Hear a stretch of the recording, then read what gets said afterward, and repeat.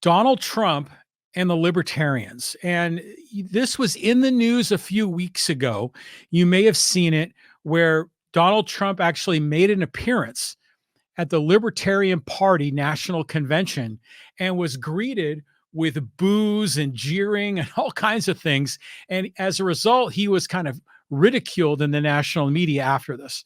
And for most people, if they saw anything about this story, that's the part they saw, was that the Libertarian Party was booing and yelling at Trump at the convention. But really, there's a lot more to this story that I wanted to explain to you that I think is interesting, and it's particularly interesting to me. And perhaps I think this is going to be interesting to you.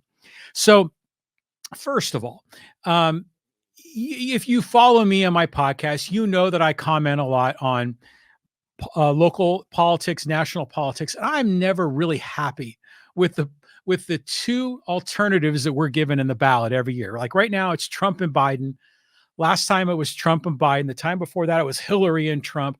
I mean, we can go back in history, and we have been served up so many horrible candidates. And in this particular race, Trump and Biden are still both horrible candidates for very different reasons. And so I have always been interested to see how independent candidates and third-party candidates do, because I want some alternative to these two insane, foolish candidates that are being served up to us. And as a matter of fact, through the 90s and part of the 2000s, I was part of the Libertarian Party. It was just what I had signed up for in terms of my party preference. But for the longest time, the Libertarian Party has just been a failure, has been full of sort of, how should I say this? Contrarians that just don't want to follow certain norms in society. And as a result, they've been perceived as a joke in a lot of ways. And I can't blame people for thinking that. But there's been development in the Libertarian Party that I think is worthy of mentioning. So for the longest time, Libertarian Party would typically nominate candidates that were often a lighter version of a Republican and sometimes a lighter version of a leftist. But more often than not, the 2016 and the 2012 presidential nominee for the Libertarians was Gary Johnson, who was the governor of New Mexico, a longtime Republican that had switched parties. And there have been other cases of Republicans that got fed up with the GOP and switched to the Libertarian Party. In some cases, because the Libertarian Party was more representative of who they were, because they were only in the Republican Party, because they knew that that's where the power structure is, and running as a Libertarian is pretty much a recipe for failure no matter what. But the Libertarian Party now has been trying to make changes, and I have been on the sidelines. I'm a registered independent for over 10 years, but I'm always sort of curious to see what the Libertarian Party is doing, because I'm kind of rooting for them. I mean, it seems like they have an opportunity, if they got their act together, to actually be impactful. Because I think, generally speaking, a lot of people in America believe in the whole idea of having, sort of being socially liberal, being able to live your life as you wish. And that means extending equal rights to LGBTQ and, it also means having abortion to be open and freely choosable. On social issues, Libertarians tend to be more liberal if you want to look at it through that lens. And on fiscal issues like taxation and government spending tend to be a lot more fiscally conservative. And that's sort of a very broad paintbrush of where Libertarians typically line up. Now, my views are largely that, but not exactly that, and I have some nuances about how I kind of see the world, but I've always tried to keep an eye on the party. Now, the Libertarian Party now has made a big change. In 2020, there was a lot of rumblings within the party that they wanted to have a right-wing group within the Libertarian Party called the Mises Caucus. To take over. And what they wanted to do was to essentially rebuild the Libertarian Party in the image of Ron Paul. You may remember Ron Paul was he was a Libertarian candidate for president, the party nominee in 1988. but he had been a longtime Republican congressman serving since the late 70s and into the 2010s before he finally retired. His son is Rand Paul, who's a senator from Kentucky. And when Ron Paul ran for president in 2008 and in 2012, he really lit the fire of a lot of people that were looking for an alternative. Someone that was, against a lot of the foreign wars, against a lot of the intrusiveness and meddlesome efforts in Iraq and Afghanistan, someone that wanted to end the Fed and bring back some sort of monetary policy that made sense. He was a guy that wanted to cut spending, balance the budget, lower taxes. For a lot of people, Ron Paul was a breath of fresh air.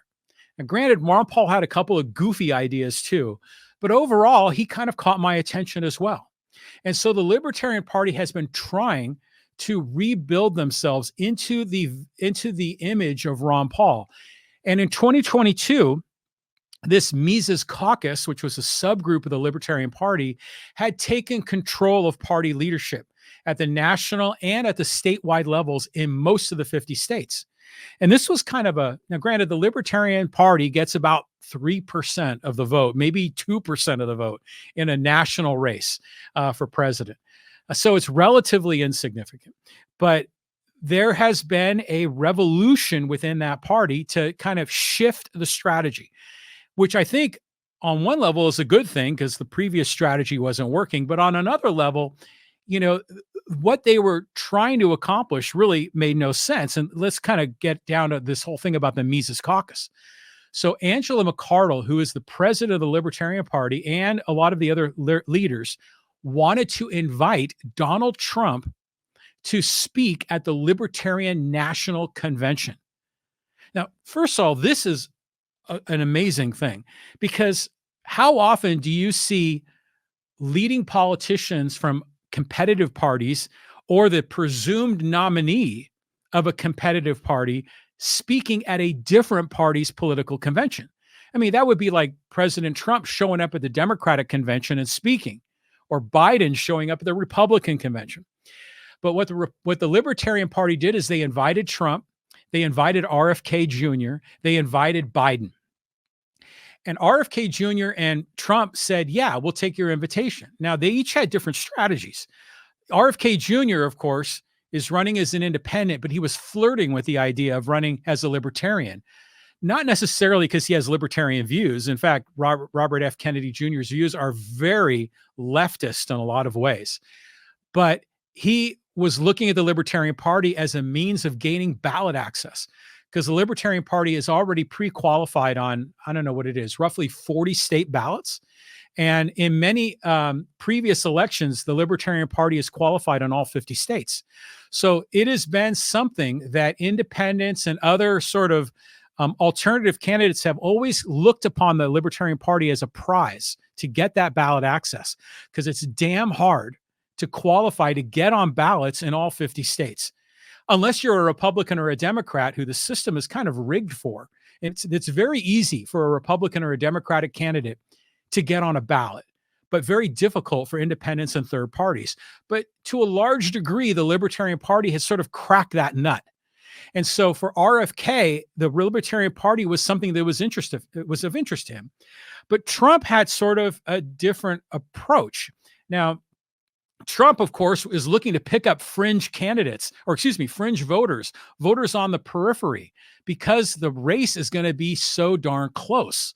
Not just the national popular election, but in each of those swing states, you pick up an extra 1 or 2% of the vote. That might be enough to flip a swing state one way or the other. And so Trump was obviously coming to the Libertarian Party to try to get their support and to try to, wrap his arms around the party and bring them into the fold, into the MAGA fold, which is insane. But that's what was going on. And meanwhile, the Libertarian Party leadership was thinking, oh, this will be great for the Libertarian Party. We'll get more attention. There'll be more focus on libertarians. And in fact, we might even be able to get some of these leading candidates like Trump, like RFK, and even maybe Biden, if he accepted the invitation. We might get those leading candidates to make certain concessions to the Libertarian Party, because the Libertarian Party knows they're going to lose. It's a stone cold lock. They're going to lose. But they have been thinking, well, are there other ways they can influence the election process to get some outcomes that are aligned with with the platform preferences of the Libertarian Party? And that was their thinking going in. And in fact, there have been some people in the Libertarian Party that have been talking about this, saying libertarians should completely abandon the idea of trying to win elections because it's impossible.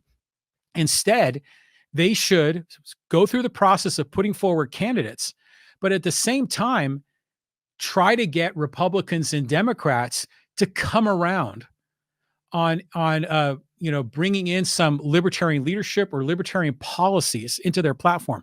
For example, lowering taxes, ending the foreign wars, etc. And if they did, then the libertarian candidate might endorse one of the Republican or Democratic candidates. And that was the idea here. But in the end, this turned into a big mess, just a huge mess, because Trump, first of all, trying to make a deal with Trump, trying to get Trump to make certain, how should I say, to extend an arm to libertarians and promise them that he's going to do A, B, or C if the libertarians support him or endorse him is like Chamberlain trying to negotiate with Hitler. I mean, you don't negotiate with a con man. I mean, and so a lot of these libertarians are thinking, oh, hey, we got Trump to promise to release political prisoners, Edward Snowden, who called out President Biden for all of his illegal spying, the NSA spying that went beyond Fourth Amendment protection. He also wants the libertarians also want to see Julian Assange released because of all the WikiLeaks that he released in 2016.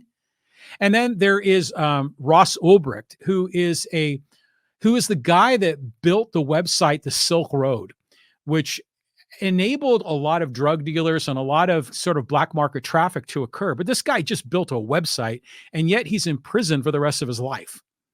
And so these are sort of pet causes of certain libertarians, and they wanted to get Trump to agree that he would pardon those people. And Trump agreed to it in his speech. Trump also agreed to put libertarians in his cabinet or in other leadership positions in his administration.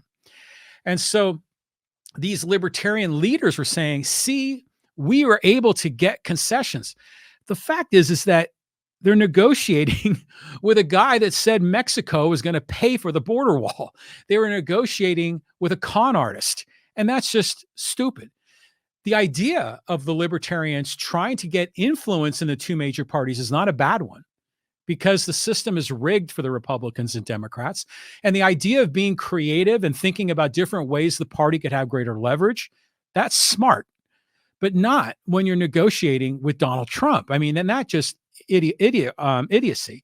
So Trump gets out there and he's trying to pick up a few votes on the margin, but he's competing, or he's asking for people that support freedom to support a guy that wants to build walls, that wants to have trade wars, that wants to block Muslims from entering the nation, that wants to build a wall along the border wall. All things that are diametrically opposed to the idea of liberty. And this was a match that was never going to work, ever. And of course, what happened? The crowd cheered for him, but that was a small portion of the crowd. For the most part, they booed him, they jeered him, and then we got to watch pure comedy when he was up on stage. Trump had his teleprompters up, giving a speech that seemed obvious to me he had never read before. And he was stumbling through the speech, and it was idiotic. And granted, remember, he's using teleprompters when he used to criticize Biden and Obama for using teleprompters. Of course, he uses one himself. And this speech, he stumbled, he bumbled, he had problems pronouncing people's names. It was disjointed. People were booing him. It was completely befuddled. And you could see Trump up on stage dealing with this rowdy crowd, a crowd that he thought he could win over, and yet they're doing everything except throwing tomatoes and fruit up on stage, just tearing this guy down. And you could see Trump's wheels in his mind turning, getting so angry and upset that his staffers would have set him up to come on a stage like this where he would just get torn to shreds. And so watching all of that unfold was hilarious. And then, then Trump tries to freelance off of his teleprompter speech and throw in a few Trumpisms and zingers that he likes to use. And all of it just fell flat. It was just hilarious. And so the whole thing was a disaster. Now, you might be thinking, why in the hell am I bringing this up? Well, like I said, I would love to see alternatives to Biden and Trump. Those two candidates are horrible for this country. I mean, aside from the fact that Trump is of terrible character and the 34 felonies and the future trials and all of the other nonsense that's well documented in the news about Trump's character and personal life, even his policies were just terrible. The lockdowns during COVID were awful. The corporate welfare, a lot of the other, the trade war, the tariffs, the corporate welfare that went back to farmers to make up for the tariffs, everything about the Trump policies were awful too. There might be a few good ones in there, but it's not even worth mentioning because the bad policies were overwhelming. So we're left with a choice of a con artist and a guy that is like completely inept, is not really aware of where he is or what he's doing in a lot of cases, who, gets confused when he's giving speeches and is clearly, and I'm speaking of Biden, is a puppet for those that are really pulling the strings. So we have two nonsense candidates, and the only thing each of these candidates seems to have going for them is that they're not the other guy. The Biden campaign is primarily pushing a message that Trump is bad as opposed to Biden is good.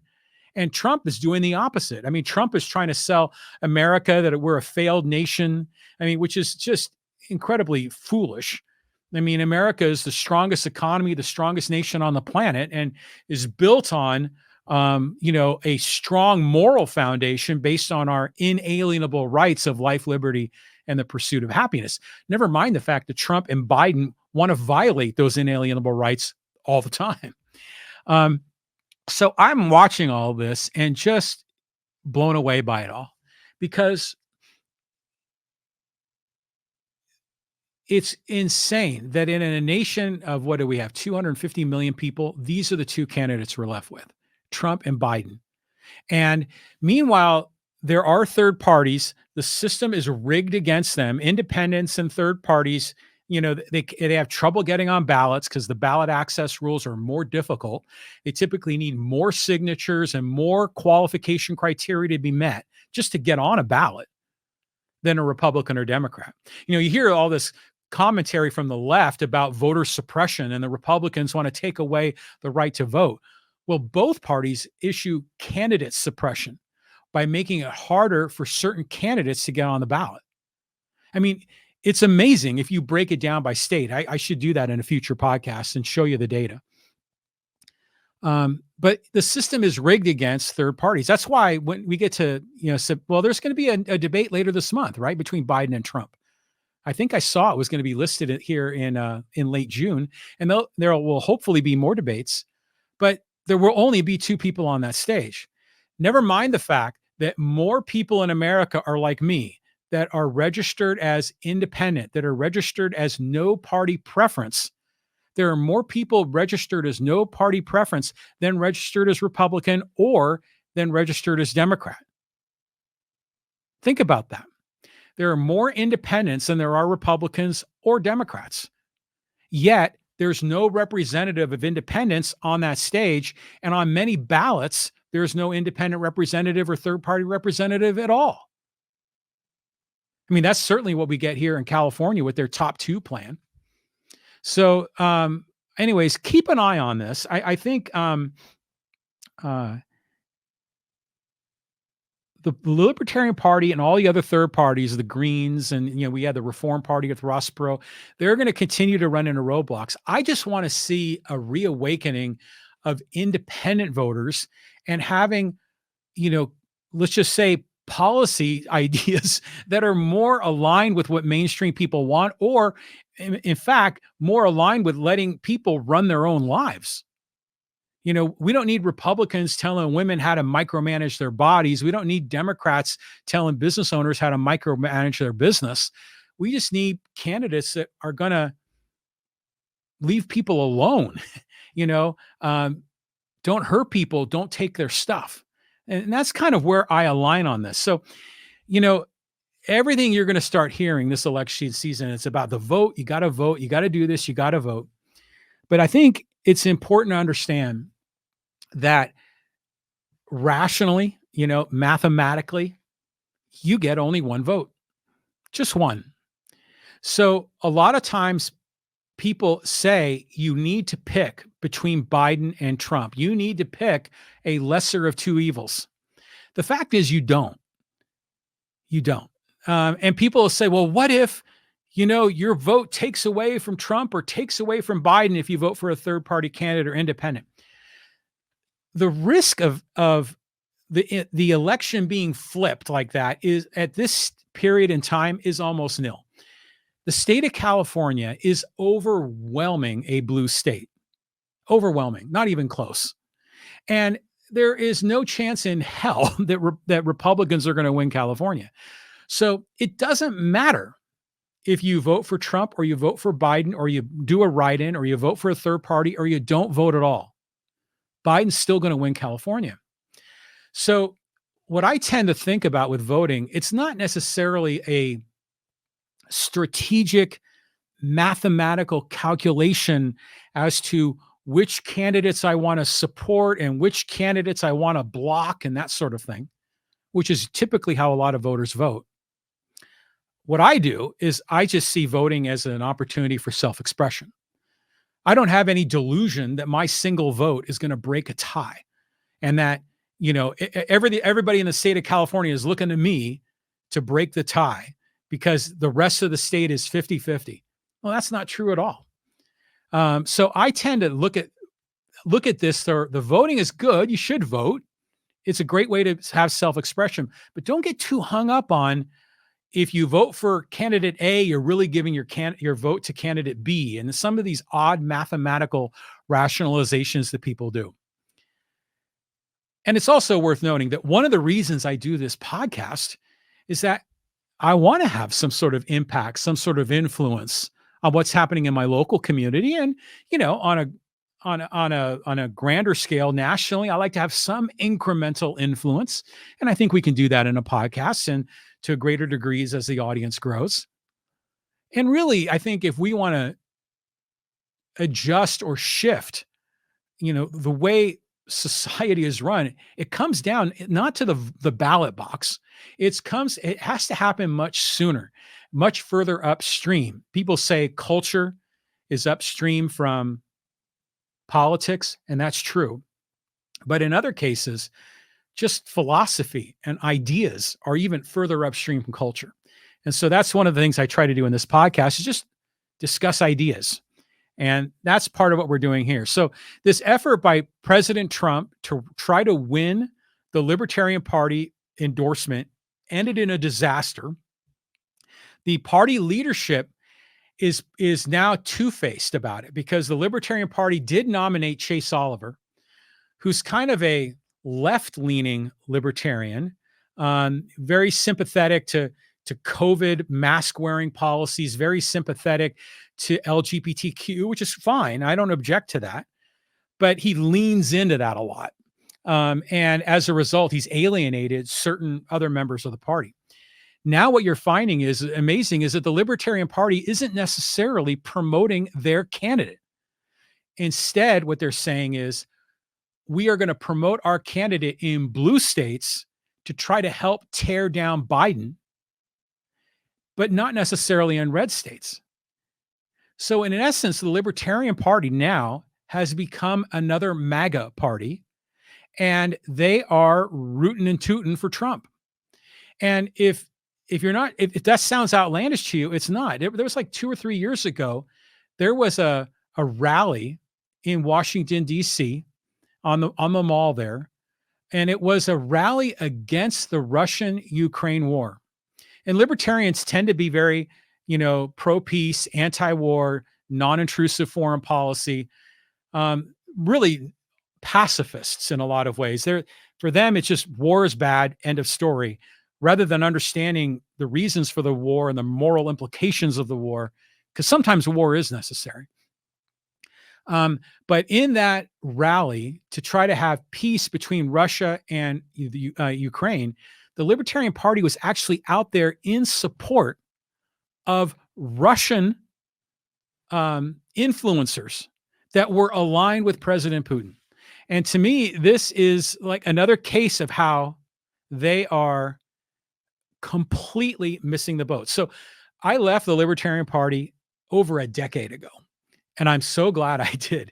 It feels very liberating to be an independent voter and not feel like I have to compromise my values to kind of line in with a party. But that's the case. Okay, we got a comment here on the live stream. This is from Yuri Bolin. He says, it's all about 3% for government funding. What are you talking about here, Yuri? The Libertarian Party does get about 3% of the vote. They're the largest third party in America.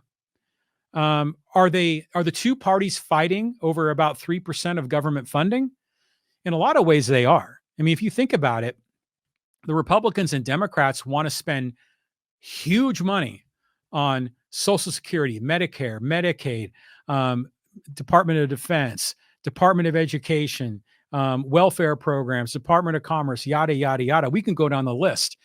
They may differ slightly to a degree on each of those. Some might want a little bit more or a little bit less funding. But in the end, yeah, the two main parties are really just fighting, along the fringes. They create an illusion that it's, the angel versus the devil, that it's good versus evil.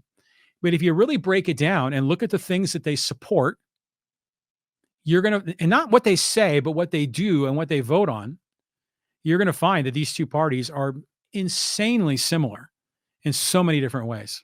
I mean, for example, now President Biden is implementing executive orders on immigration, to make immigration tougher, to essentially appease Republicans and appease certain independent voters that they don't leave and vote for Trump, because he's trying to address the border problem. Of course, the Republicans were hypocritical on that. They refused to pass a bill when they had an opportunity to get mostly everything they wanted. Biden and the Dems refused. And now Biden and the Dems are signing executive orders to give the Republicans exactly what they want. Yuri goes on to say, third parties need either 2 or 3% of the popular vote to qualify for government fundings for their respective causes. That's true. And I think those thresholds kind of vary depending on the situation. But in order to get federal matching funds, they've got to meet certain thresholds in voting. And that's a huge part of what the Libertarians are trying to hold on to and maintain. Ironically, of course, Libertarians don't want federal funding of elections in the first place. Taxpayers subsidizing ad campaigns for politicians. But that's a tangent. But yeah, there is government funding that's at stake here.